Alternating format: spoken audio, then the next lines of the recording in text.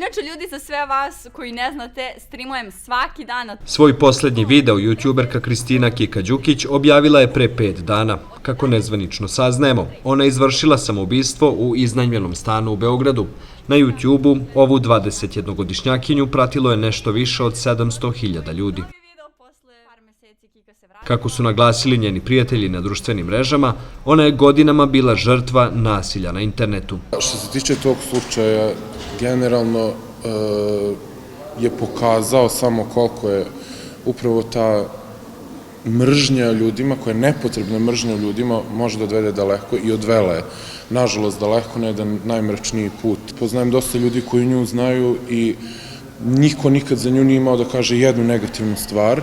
Kada je reč o sajber, odnosno virtuelnom nasilju, kako nam je rekao Uroš, inače tiktoker iz Novog Pazara, iz godine u godinu sve je više onih koji se suočavaju sa ovim problemom. Generalno, kod mene slučaj je bio takav, jeste da ja dosta sam proživeo i sajber nasilja tokom odrastanja, što se tiče osnovne škole i svega, i onda sam nekako još u startu naučio da se nosim sa tim. Bilo je komentara, i mislim ima ih konstantno i svakog dana, koji nekad, koliko ja god imam to razmišljanje, da se uopšte ne obaziram na te ljude, nekad stvarno zna da zaboli. Tipa komentari koji znaju da me zabole, što su od nekih ljudi, što kažem, verujem da je to sve nepromišljeno, jeste da mi pišu ljudi odavde, kao ti si bruka za ovaj grad, tebi ovde zabranjen pristup, vidjet ćeš ti kad dođeš, tebi ću da prebiju, itd. itd. Svi smo mi ljudska bića i svi imamo osjećanja. Koliko god ja na svakom svom videu bio nasmijen, koliko god ja na svakom svom videu širio pozitivu i nastavit ću da je širim, ja pored toga, a i mnogi ljudi, imamo svoj život i naravno imamo neke svoje niske trenutke u životu na psihičkom nivou. Veliki broj poznatih influencera nakon smrti mlade Kristine diglo je glas o vršnjačkom i sajber nasilju. Kako kažu psiholozi, ovaj slučaj može biti mač sa dve oštrice.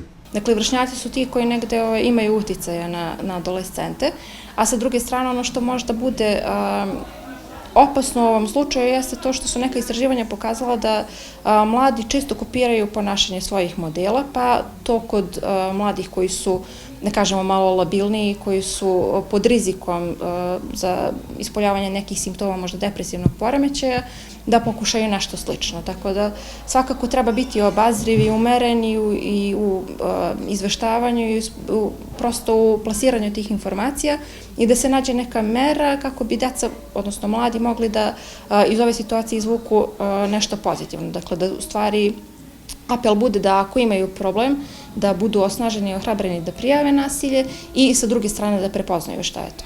Psiholozi naglašavaju važnost komunikacije kada su ovakvi slučajevi u pitanju.